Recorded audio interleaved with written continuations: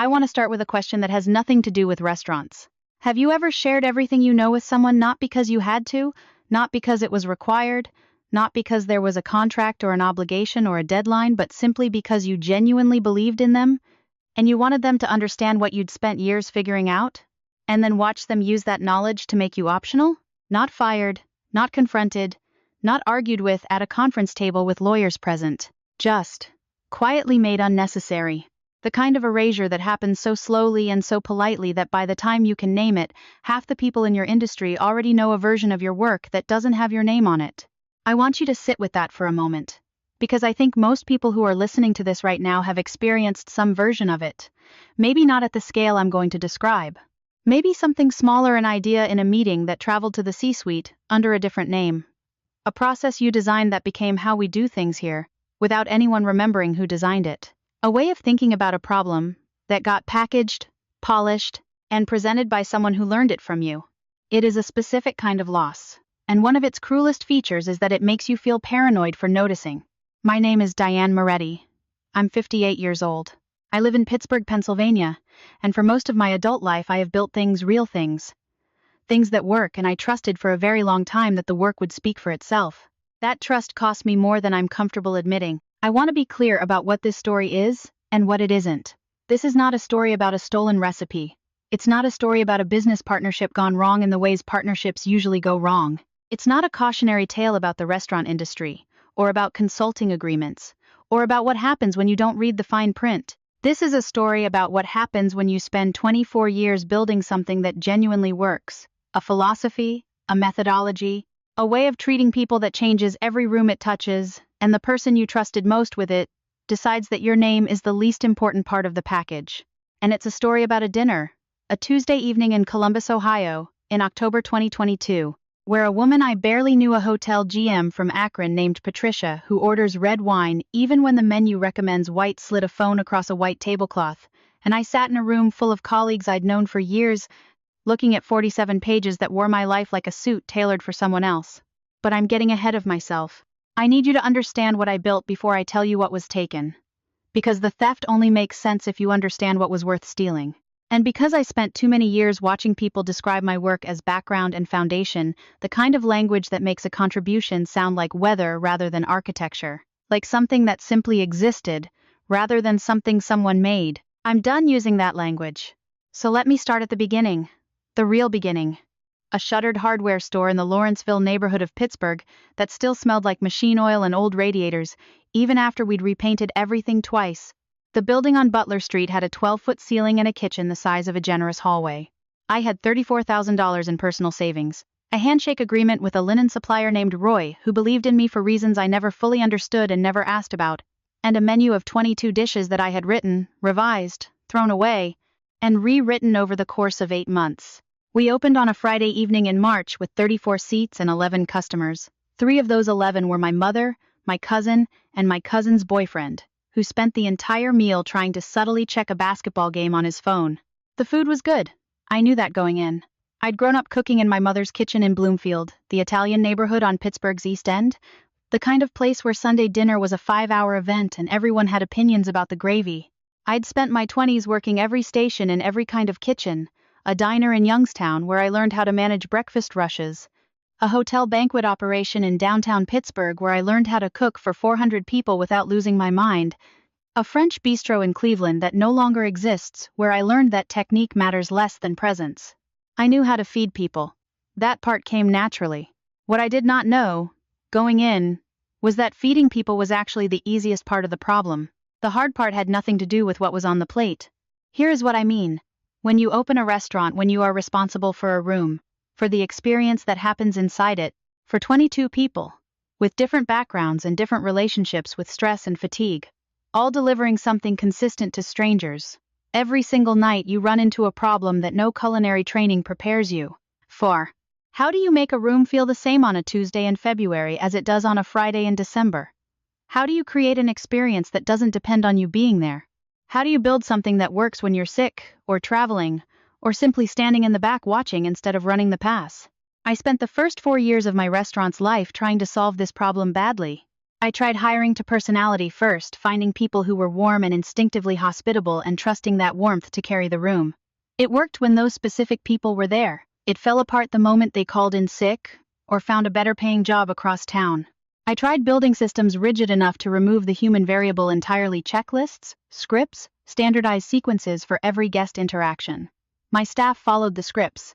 They also stopped thinking. A guest would ask a question that wasn't on the script, and you could see the panic in the server's eyes, the subtle reaching for a manager, the micro moment of disconnection that a guest couldn't name but always felt. I tried being present for everything. I worked doubles 6 days a week for 8 months.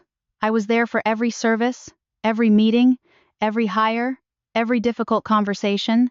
I burned through 3 assistant managers in 2 years because none of them felt empowered to make a decision without me. And I had inadvertently trained them to feel that way. None of it worked. Not sustainably. Not in the way I needed it to work if I was ever going to open a second location, or take a vacation, or sleep for 8 consecutive hours. The solution, when it came slowly. Not in a single moment of clarity, but through accumulated observation over several years. What I eventually understood was this: the guest never experiences the food in isolation. They experience the room. The room is created by the people in it. And those people can only create a room worth being in if they themselves feel seen, directed clearly, and trusted with information. That last part is where most operators miss it. Most kitchens and dining rooms run on a hierarchy of withheld information. The chef knows the full count but tells the sous chef only what he thinks the sous chef needs. The floor manager knows about the difficult table in section 3 but doesn't brief the server because she thinks the server will get nervous. The owner knows the restaurant is having a rough month financially, but doesn't tell the staff because she doesn't want to affect morale. What I found, through years of testing and adjustment and a lot of mistakes I'm not going to romanticize, is that the opposite is almost always true. People perform better when they know more. People treat guests with more genuine attention when they feel that their own situation is being attended to. The warmth at the table is downstream of the warmth in the kitchen. That was the core of it. Everything else was the work of figuring out how to operationalize that insight across 22 people, then 40, then 80, then 140. I called it the table standard, not because I thought it needed a name, but because it needed a container, something I could point to, reference, teach, and evaluate against. A name gives a thing edges. Edges make it possible to defend. By 2008, I had it documented in rough form. By 2011, I had 68 pages, principles, training sequences, feedback protocols, a framework for how leadership communicates during high-pressure service, a methodology for conflict resolution that didn't require involving a manager if the front-of-house team had been given the right tools. I had it notarized in November of 2011. My attorney at the time suggested it almost as an afterthought: it can't hurt, and I agreed because I was already at the office and it took 20 minutes and cost $40. I want you to remember that detail. $40. One Tuesday afternoon?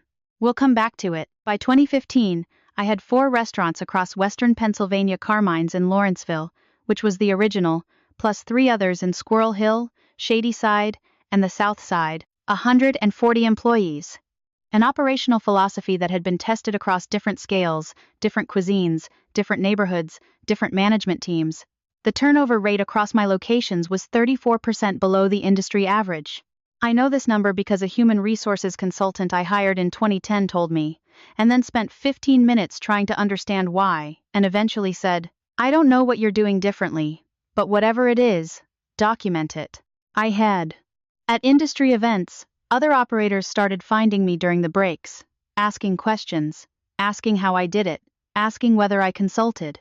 I was 49 years old and, for the first time, I felt like I had built something that would outlast me. Something that existed independently of my presence in any given room.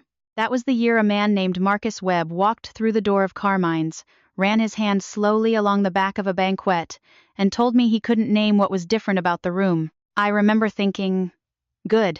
I should have paid closer attention to what he was really saying. He came recommended by my accountant, which is how I'll always remember the specific shade of my own foolishness. Not a stranger. Not a cold call. Someone vouched for by a person I'd trusted with my books for 11 years. Marcus Webb, operations consultant, independent hospitality groups, based in Philadelphia. 42 years old, though he looked younger in the way that certain men do when they've spent their lives being comfortable, well-dressed in a specific register I've since learned to read, not flashy, not trying, but precise in a way that signals he knows exactly how much each thing costs, and has decided that knowing that is itself a kind of power. He arrived at Carmine's on a Thursday afternoon, 15 minutes before our scheduled meeting. I watched him through the window in the kitchen door while he stood in the empty dining room. He wasn't looking at the decor. He wasn't checking his phone. He was moving slowly through the space, touching the back of a banquet, looking at the way the tables were set, watching a server lay out silverware with the kind of attention you give a thing when you're trying to understand its logic. When I sat down across from him, the first thing he said was, "Something's different about this room. I can't name it yet." I told him I'd explain it once I decided to hire him. He smiled. Fair. I should have been more careful with that smile. But I heard the right thing and I acted on the right thing, and the right thing was, here is a man who is paying attention to something real. Most consultants walk into a restaurant and look at the menu, the labor costs, the table turn rate. He walked in and looked at the room. At the invisible thing the room was doing. I hired him 3 weeks later. The first year, I want to be honest, Marcus was excellent. He renegotiated 2 supplier contracts and recovered 8% of my annual food cost. He identified a cash flow vulnerability in the South Side location 6 months before I would have seen it myself, and proposed a fix that worked. He had relationships with potential investors and expansion partners that opened conversations I had been trying to start for years. He also listened in a way that is rarer than people think, not waiting for you to finish so he could respond, actually absorbing. He would hear something in a meeting on a Tuesday and come back to it the following Monday with an observation that showed he had been turning it over all week. That quality, in my experience, is what distinguishes people who are genuinely smart from people who are good at performing intelligence. I trusted him because he earned it. Incrementally, specifically, over time.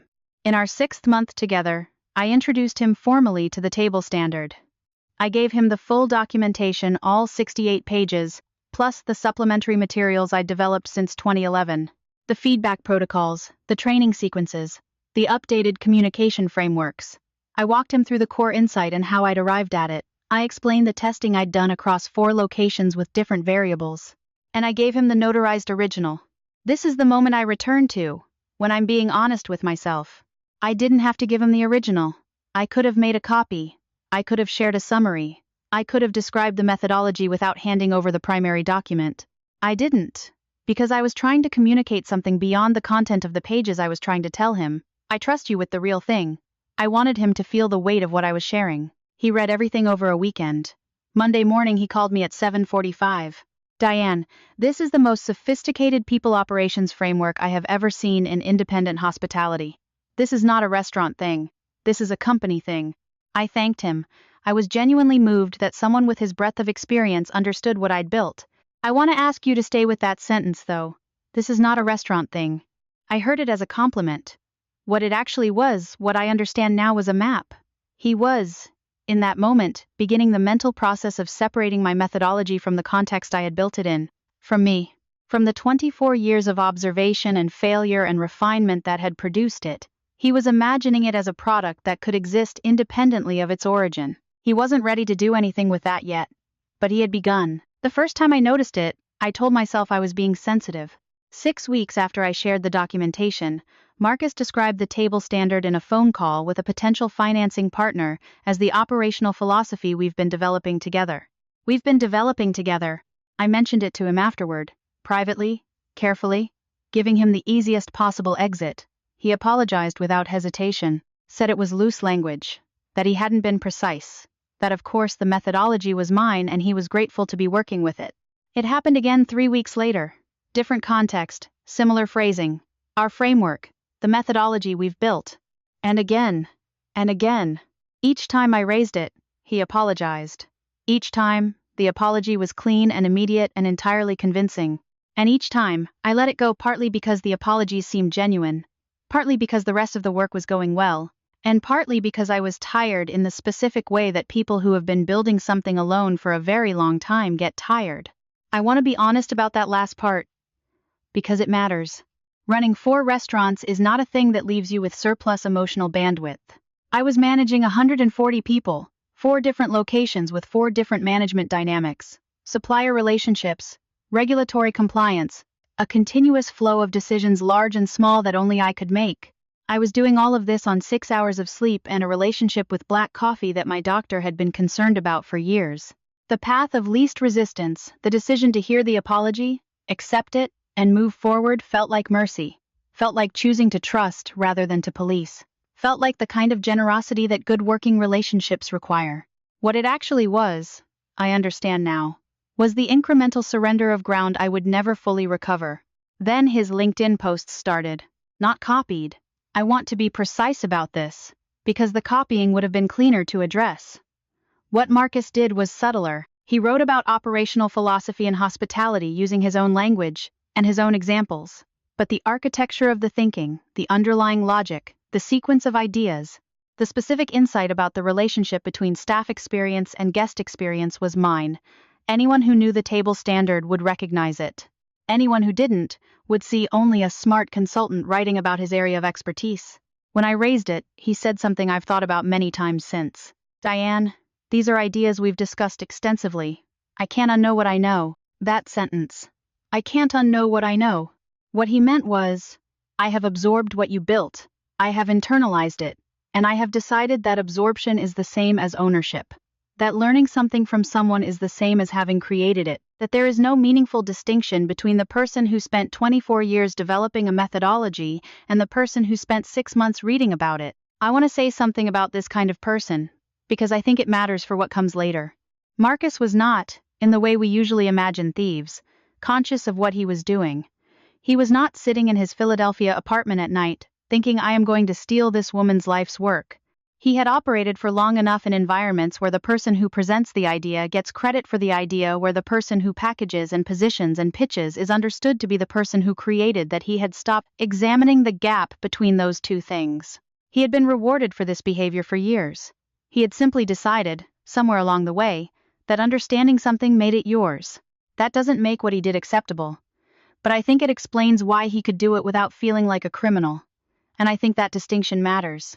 I started keeping records, not dramatically, not in response to a single moment of decision. I started keeping records the way you do when something in you has shifted past the point of hope and hasn't yet reached the point of certainty.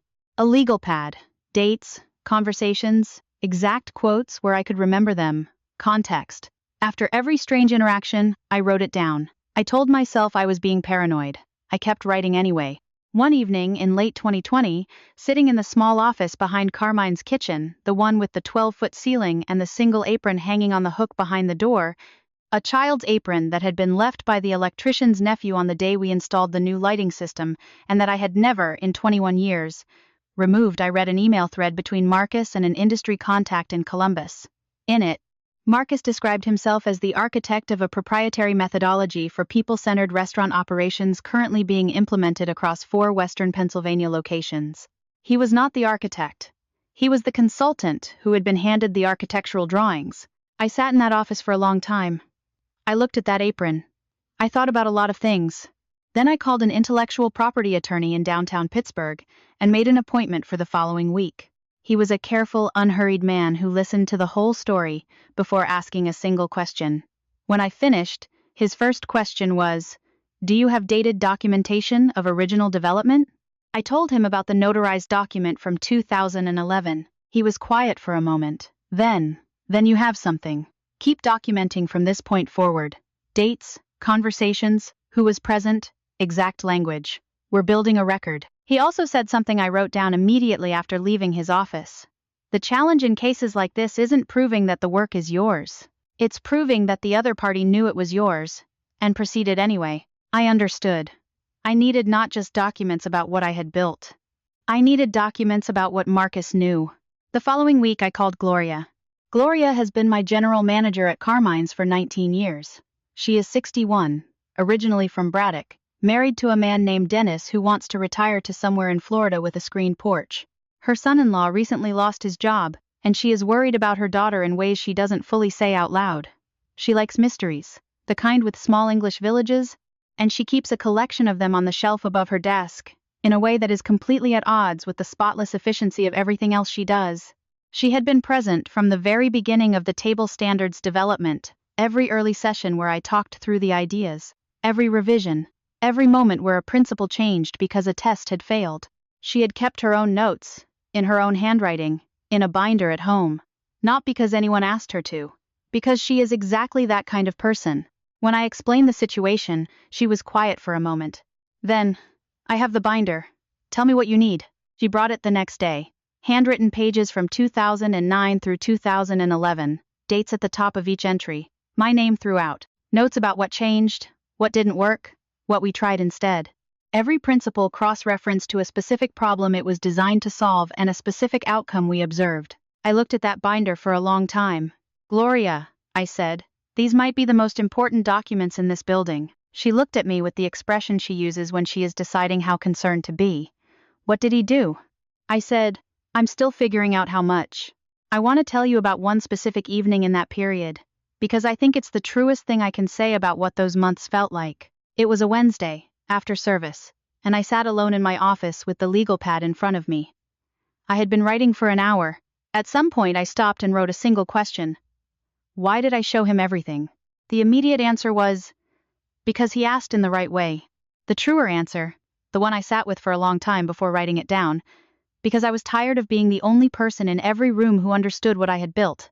For 24 years I had developed something real, and I had watched it work, and I had watched other people benefit from it without being able to fully articulate why, and I had wanted very badly, more than I had acknowledged, for someone to finally see it clearly. To say, I understand this. I understand what you made. Marcus said that. He said it convincingly, and I opened every door I had because I was lonely in the specific way that builders get lonely, and he showed up at exactly the right moment, with exactly the right vocabulary. Loneliness is an underrated vulnerability in people who build things alone for a long time. I wrote that sentence down. I underlined it. I have not forgotten it. In September of 2021, I went to a routine appointment with my primary care physician and came home with a referral to an oncologist. Early-stage breast cancer.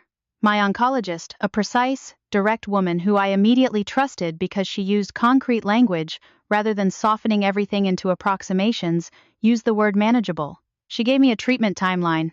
She told me what to expect. She told me the prognosis was good. I told 3 people, my daughter in Seattle, Gloria, and Marcus. I told Marcus not because he had any right to that information, but because I needed someone to hold the operational structure while I was less present. Treatment meant I would be in appointments, managing fatigue, operating at reduced capacity for 6 months. He was the person positioned to absorb that responsibility. I trusted him with my vulnerability the same way I had trusted him with everything else, because it had always felt like it cost me nothing. For 6 months, Marcus held things together. He was, by every visible measure, everything I had needed him to be.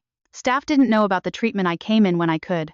Shorter visits, less frequently, but enough to maintain continuity. Revenue held. Operations were stable. Marcus reported to me regularly, kept me in the loop, handled what I couldn't handle, what I did not see, because I was in treatment, and he understood exactly what that meant in terms of my attention and availability. In November, Marcus registered an LLC in Delaware called Web Hospitality Standards.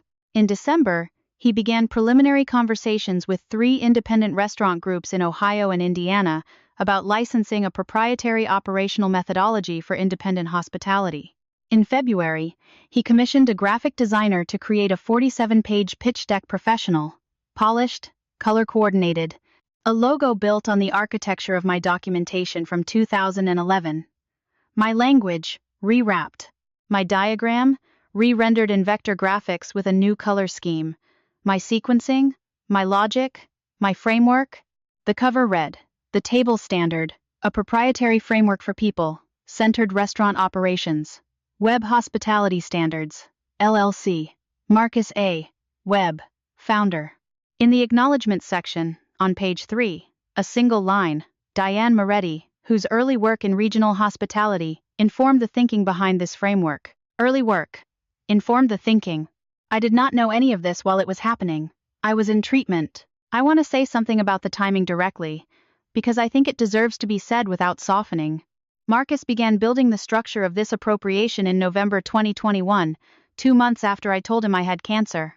He identified a window, a period when I would be less present, less able to monitor what was happening in the industry conversations he was having, less likely to be at the events and meetings where he would be describing my work as his, and he used it. I have tried to find a more charitable interpretation of that sequence. I have spent time in my therapist's office in Shadyside, trying to construct a version where the timing was coincidental, where he wasn't calculating, where the overlap between my treatment and the acceleration of his plan was not what it appears to be. I haven't found one. I don't say that to generate sympathy. I say it because I think the timing is evidence of something specific about what he felt toward me, or more precisely what he didn't feel. There was no complicated affection that curdled into betrayal. There was arithmetic. I was less visible. The window was open. He moved. In April 2022, I finished treatment. My oncologist said the word clear, and I drove home on the parkway with the windows down and the radio off, feeling something that wasn't quite relief because relief implies the fear is fully over, and I don't think that fear is ever fully over. I stopped at Carmine's on the way home. Sat at the corner table, the one I use when I want to see the whole room without being too visible in it. A server brought coffee without asking. They know. I sat and watched the room work, watched the way the floor moved, the way information passed between the server and the kitchen, the way a host handled a couple with a reservation that hadn't been entered correctly, calmly, specifically, without calling for backup, because they had been given the tools to handle it. The standard, doing exactly what it was designed to do. I thought, 24 years, and it still works. 3 months later, I would sit in a ballroom in Columbus and look at 47 pages that told a different story about where those 24 years had gone. The Ohio-Pennsylvania Regional Hospitality Summit is not a glamorous event.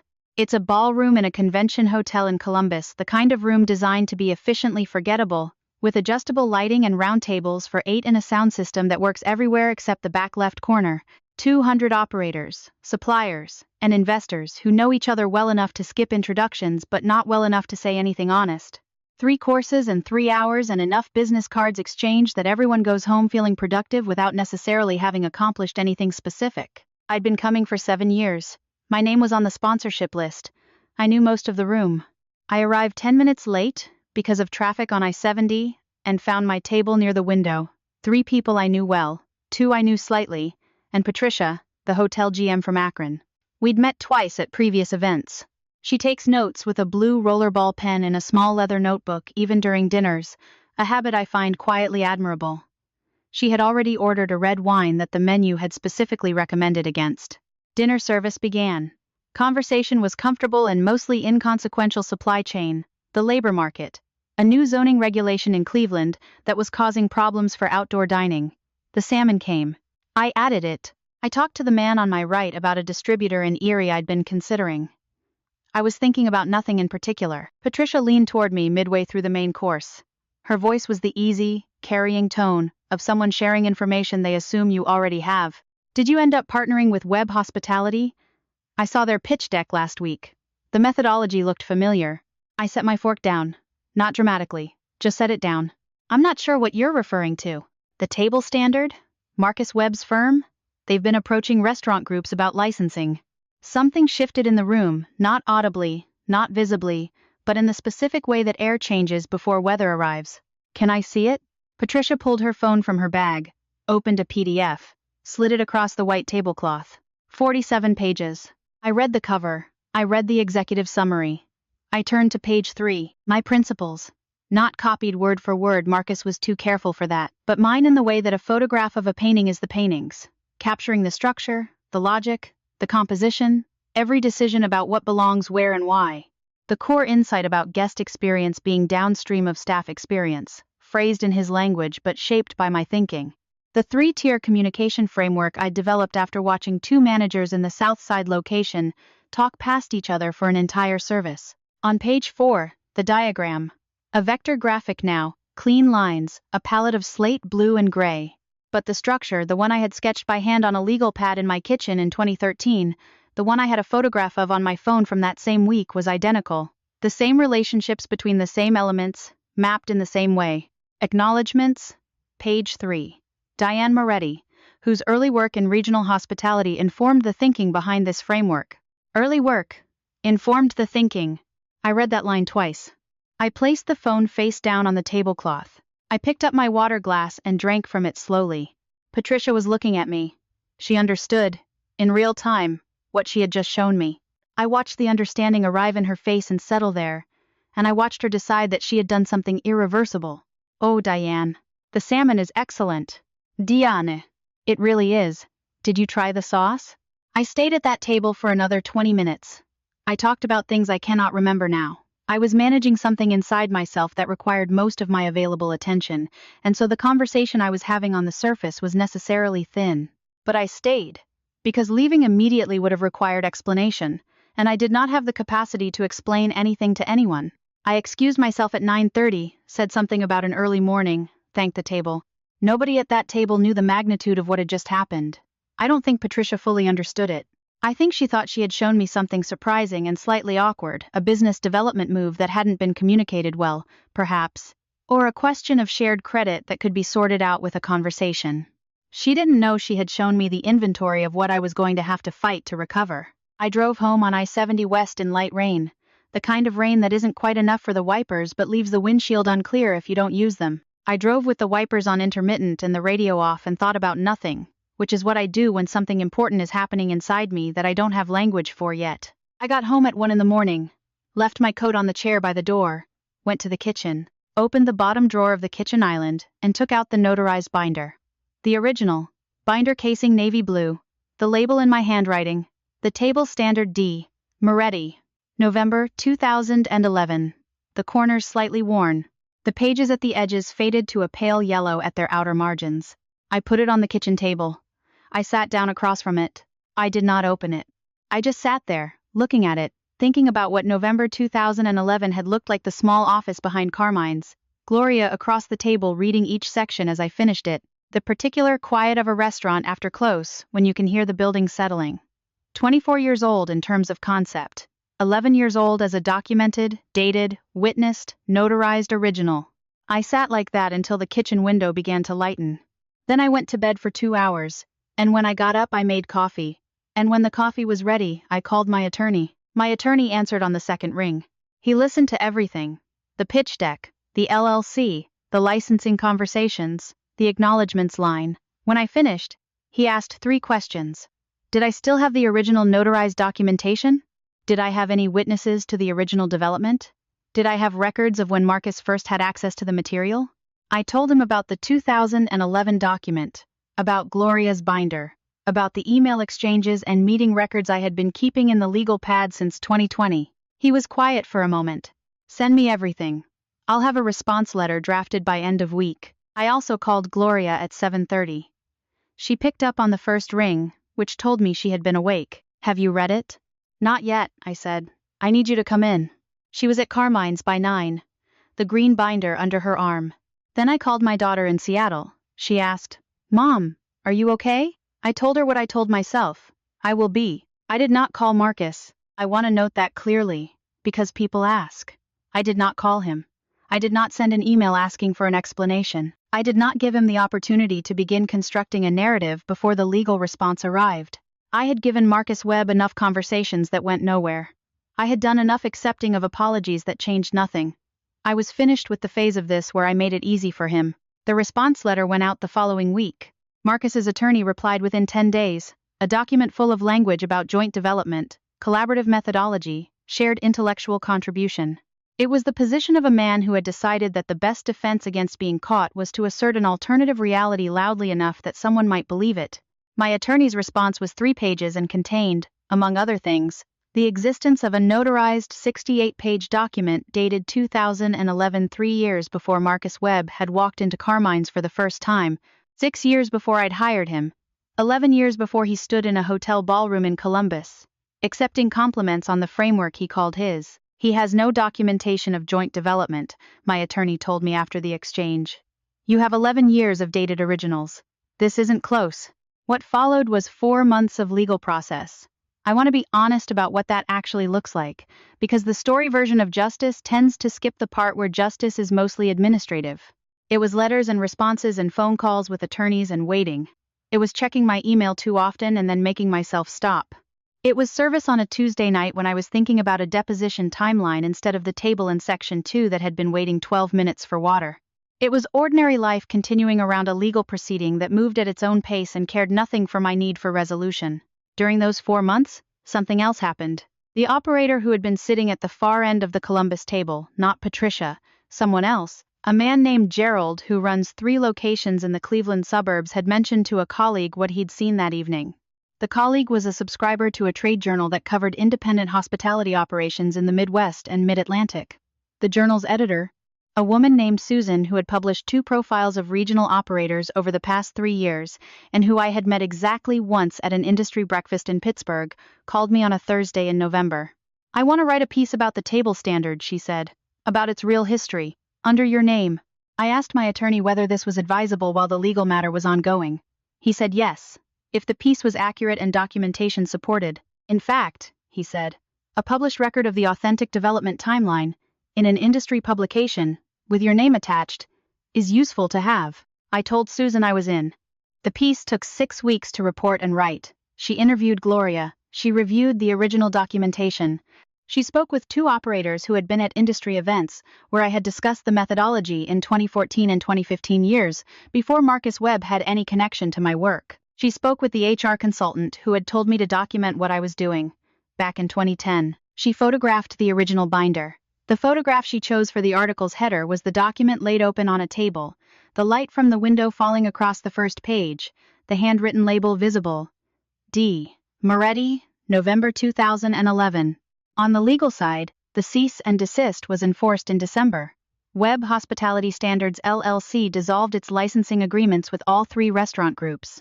The groups were notified of the situation. All 3 reached out to me directly to apologize. Marcus Webb did not call me, did not email, did not send anything through his attorney beyond what was legally required.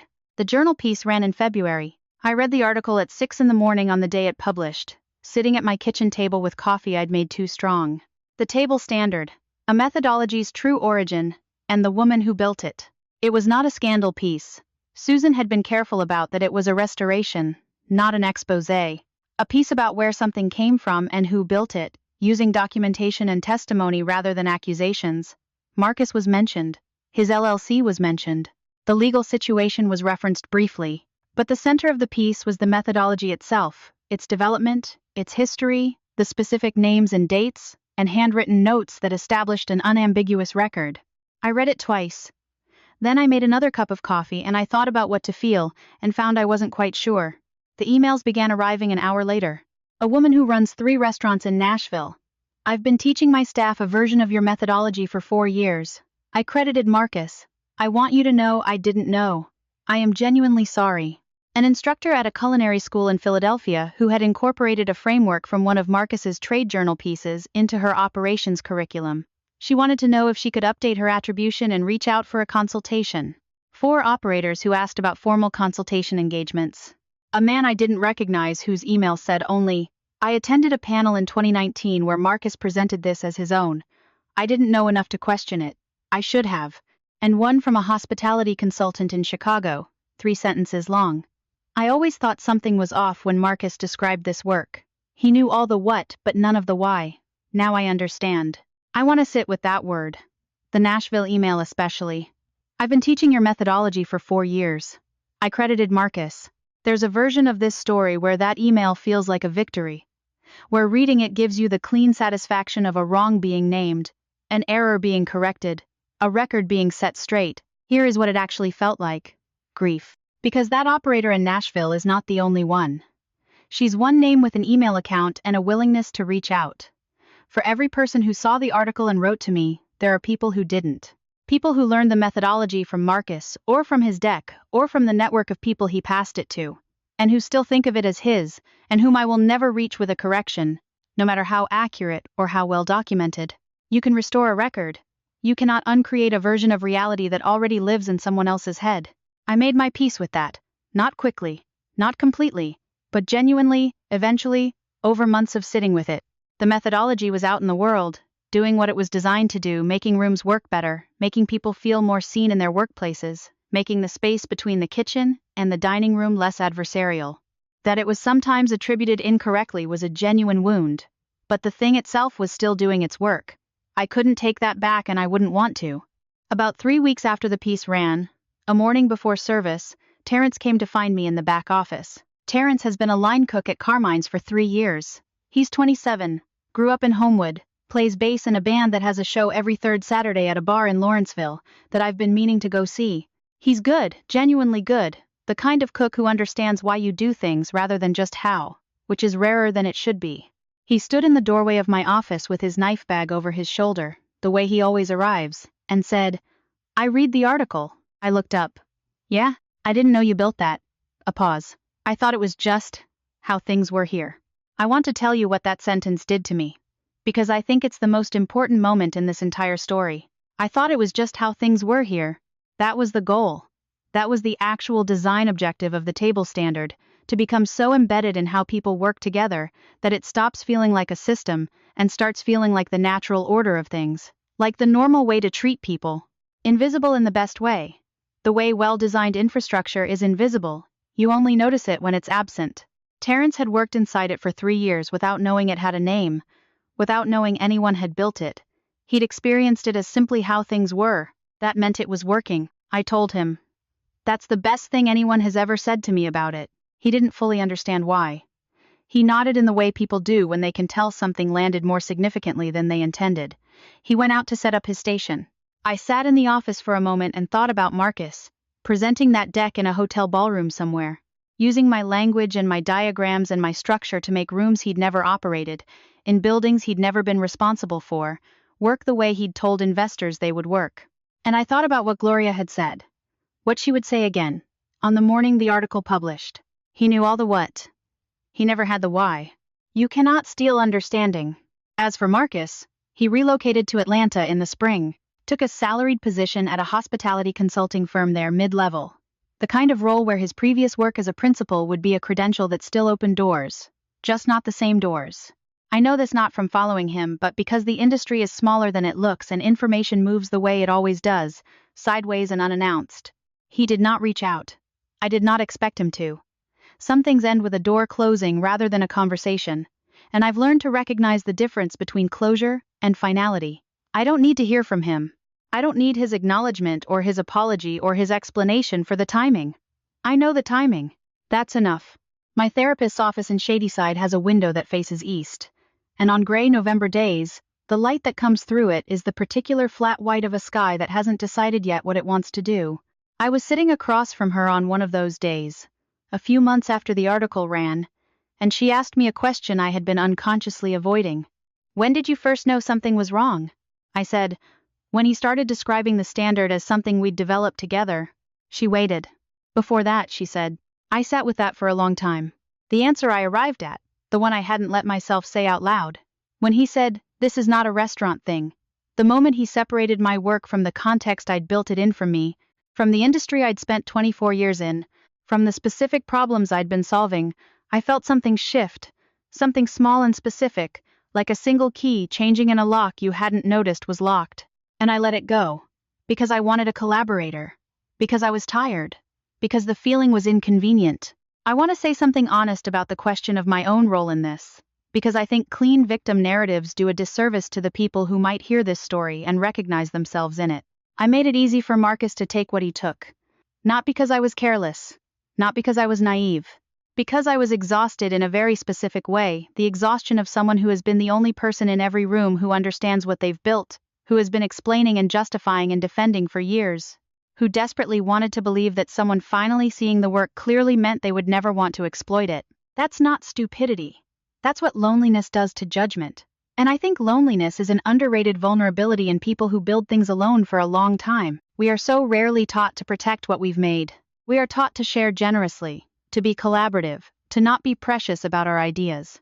And those are genuinely good values. But they don't come with an asterisk that says, also know the difference between someone who wants to learn from you and someone who wants to become you. I also want to say something that complicates the story in a way that makes me uncomfortable even now. I don't think Marcus Webb experienced himself as a thief. I think he experienced himself as someone who understood things well, and who was good at communicating them, and who had come to believe through years of being rewarded for exactly this behavior, in exactly these kinds of environments, that understanding and communicating an idea was equivalent to having created it, that the person who packages and presents and builds the business case is the real owner, regardless of where the original thinking came from. In many rooms he had operated in, that belief had been validated. The person with the platform and the polish gets the credit. That's not a Marcus Webb invention. It's a structural failure of how we assign value in professional environments. And it happens more often to women, and more often to people without the right institutional affiliations, and more often to people who built things in industries that don't generate the kind of coverage that creates indelible public records. Marcus didn't invent that system. He just used it very deliberately, on me, at the worst possible moment. That doesn't diminish what he did, it contextualizes it. And I think the context matters, because if you understand what you're actually dealing with, not a cartoon villain but a specific type of person operating inside a specific type of system, you are better prepared to protect yourself from it. Which brings me to the only practical thing I want to say. Documentation is not paranoia.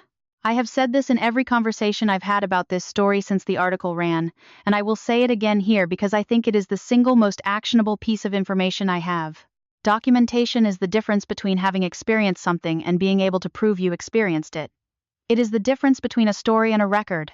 It is the difference between 47 pages of someone else's work, carrying your methodology into rooms you've never been in, and 47 pages of someone else's work that will be dissolved by a purse's cease and desist letter because you have an 11-year paper trail that says definitively, this came from here, from this person, on this date, witnessed and notarized and immune to revisionism. I had 11 years of documentation because a lawyer told me once that it couldn't hurt. It saved everything. Get your own 11 years. Start tonight. Date the things you create. Keep copies in places that aren't accessible to the people who might want to revise your history. Note the conversations where your ideas travel further than you expected, not because everyone is a threat, but because the moment when your work becomes someone else's credential often doesn't announce itself. And pay attention to the gap between where your ideas go and where your name goes. Those two things should travel together. When they don't, you need to know why. I'm not asking you to be suspicious of everyone who shows genuine interest in what you've built. Most people who ask questions and learn from you and absorb your thinking are just people who are learning. That's how knowledge moves. That's good. But there is a specific type of person, and you will meet them if you build anything worth meeting them over, for whom learning your work and owning your work feel like the same thing. And the gap between those two states is the space where your name disappears if you're not paying attention. Pay attention. Gloria called at 7 in the morning, on the day the article published. I answered thinking something had gone wrong at the restaurant. Have you read it yet? 3 times, I said. Is everything okay at the... Everything's fine. I just wanted to call. I could hear her kitchen. The sound of coffee being poured. Dennis probably still asleep. Her notebook open on the counter probably, because Gloria makes notes in the morning, even on days off. A habit I've always thought of as the thing that makes her better at her job than almost anyone I've ever worked with. She was quiet for a moment in the way she is. When she's deciding how to say something, she's already decided to say. You know what I keep thinking? What? He took the name. But he couldn't make the rooms feel the same. I waited. I've talked to people who were in places running his version. Some of the groups that licensed from him before everything stopped. They said it was something was off. They couldn't say what. The food was fine. The systems were there. The language was right. But it wasn't the same. Something wasn't landing the way it was supposed to. Because he didn't know why it worked, I said. He knew what it was. He didn't know why. I have thought about that conversation many times in the year since it happened. About what it means and what it doesn't mean. It doesn't mean that stolen work can't do damage. It did damage. 5 years of my methodology traveling under a different name, building someone else's reputation, making rooms slightly better in ways that credited the wrong person. That damage was real, and some of it is permanent. But Gloria was right about the texture of the thing. You cannot steal understanding. You can steal the document. You can steal the language and the credit and the platform and the pitch deck and the logo and the LLC.